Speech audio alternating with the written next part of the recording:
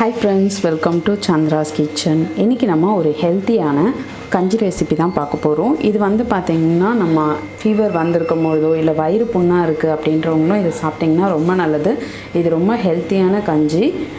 நம்ம இன்னைக்கு பண்ண போறது வந்து பாத்தீங்கன்னா பூண்டு நோய் கஞ்சி. இதுக்கு வந்து நான் அரிசி ரவை எடுத்துர்க்கேன். நீங்க நோய் கலச்சா நோய் எடுத்துக்கோங்க. இந்த அரிசி வந்து பாத்தீங்கன்னா ரேஷன்ல கொடுக்கக்கூடிய பச்சரிசி தான். இந்த ரேஷன் அரிசியை வந்து நம்ம ரவையா உடைச்சிருக்கோம். இந்த ரவையை வச்சு தான் இப்போ நம்ம கஞ்சி செய்ய போறோம்.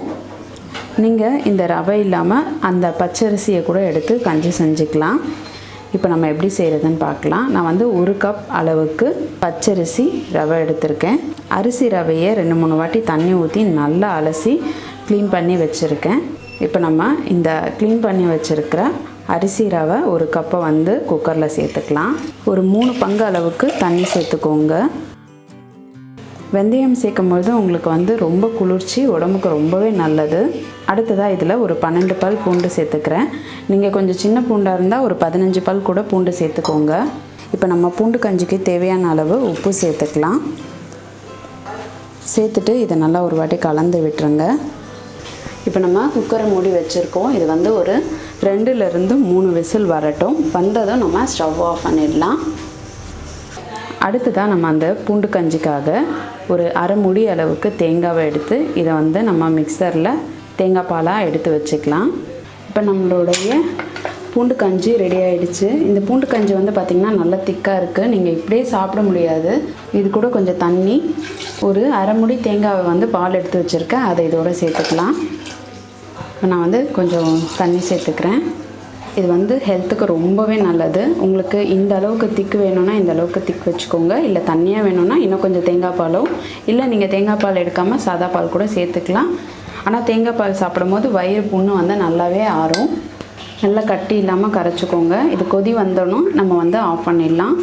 இப்போ நம்மளுடைய பூண்டு கஞ்சி வந்து கொதி வர ஆரம்பிச்சிடுச்சு. நம்ம இந்த ஸ்டேஜ்லேயே ஆஃப் பண்ணிடலாம். ஏன்னா தேங்காய் பால் சேர்த்துருக்கோம். அதனால் கொஞ்சம் இது வந்து சூடேறினதும் ஆஃப் பண்ணிடலாம். நீங்கள் கஞ்சி வந்து இந்த மாதிரி கொஞ்சம் தண்ணியாக இருந்தால் தான் உங்களுக்கு குடிக்கிறதுக்கு ரொம்ப நல்லாயிருக்கும். அதனால் வந்து கொஞ்சம் இந்த மாதிரி தண்ணியாக காய்ச்சிக்கோங்க. இல்லை நீங்கள் திக்காக வச்சுக்கிறீங்க அப்படின்னா திக்காகவும் வச்சு சாப்பிடலாம்.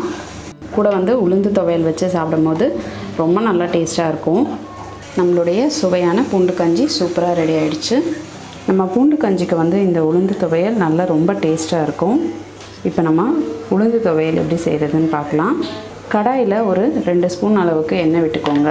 எண்ணெய் சூடாகட்டும். இப்போ எண்ணெய் சூடாகிடுச்சு. நம்ம வந்து ஒரு 2.5 ஸ்பூன் அளவுக்கு எடுத்து வச்சுருக்கிற உளுந்தை இதில் சேர்த்துக்கலாம். நம்ம ஸ்டவ்வை வந்து சிம்மில் வச்சுட்டு இந்த உளுந்தை நல்லா செவக்க வறுத்துக்கோங்க. உளுந்துலேருந்து ஒரு நல்ல மணமான வாசனை வந்துட்டுருக்கு. உளுந்தும் பார்த்திங்கன்னா நல்ல பொன்னிறமாக செவந்துருச்சு. இப்போ நம்ம ஸ்டவ் ஆஃப் பண்ணிவிட்டு இந்த உளுந்தை தனியாக எடுத்துக்கலாம்.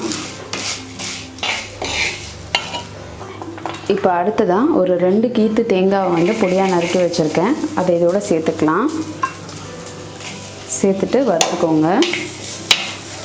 இது கூடவே ஒரு கொத்து கருவேப்பிலை சேர்த்துக்கலாம். ஒரு கொத்து கருவேப்பிலை சேர்த்து இதை நல்லா வதக்கிக்கோங்க. ஒரு 3 காஞ்ச மிளகாய் சேர்த்துக்கலாம். இந்த உளுந்து துவையலுக்கு தேவையான அளவு உப்பு சேர்த்துக்கலாம். கூடவே ஒரு சின்ன பாக்கு அளவுக்கு புளியை சேர்த்துக்கலாம். சேர்த்துட்டு நல்லா இது எல்லாத்தையும் வதக்கிடுங்க. நம்ம வதக்கி அரைச்சோம்னா உங்களுக்கு சீக்கிரமாக வந்து துவையல் கெட்டு போகாது. அதனால தான் நான் வந்து வதக்கி அரைக்கிறேன். உங்களுக்கு வதக்க வேணான்னா நீங்கள் தேங்காவை வதக்காமல் கூட அரைச்சிக்கலாம். ஆனால் நீங்கள் வதக்கி அரைக்கும் போது ஒரு நல்ல டேஸ்ட் இருக்கும். இப்போ காஞ்ச மிளகா, கருவேப்பிலை, தேங்காய் எல்லாமே நல்லா வதங்கிடுச்சு. நம்ம ஸ்டவ் ஆஃப் பண்ணிடலாம். இப்போ நம்ம தேங்காய், காஞ்ச மிளகா, கருவேப்பிலை, உப்பு, புளி இது எல்லாத்தையுமே முதல்ல நம்ம அரைச்சிக்கலாம். இப்போ நம்ம தேங்காய், காஞ்ச மிளகா, கருவேப்பிலை எல்லாம் வந்து பார்த்திங்கன்னா ஒரு 3/4 பாகம் வந்து அரைப்பட்டிருக்கு.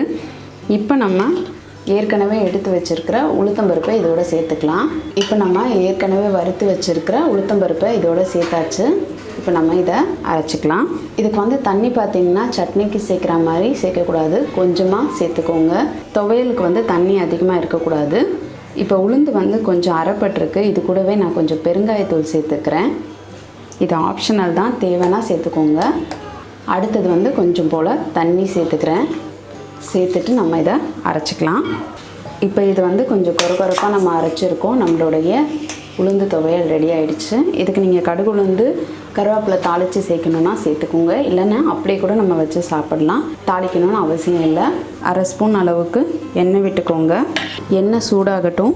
இப்போ எண்ணெய் சூடாகிடுச்சு. நம்ம கடுகு உளுந்து சேர்த்துக்கலாம். கடுகு உளுந்து பொரியட்டும். இது கூட நம்ம கொஞ்சம் கருவேப்பிலை சேர்த்துக்கலாம்.